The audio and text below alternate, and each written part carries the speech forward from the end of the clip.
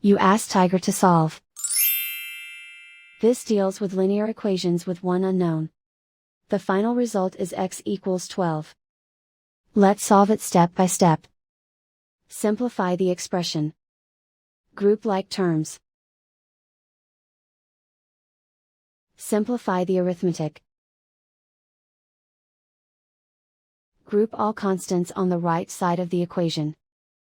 Subtract 12 from both sides.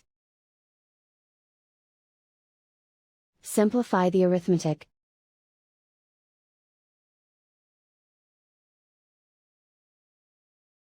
Isolate the x. Divide both sides by 14. Simplify the fraction. Find the greatest common factor of the numerator and denominator.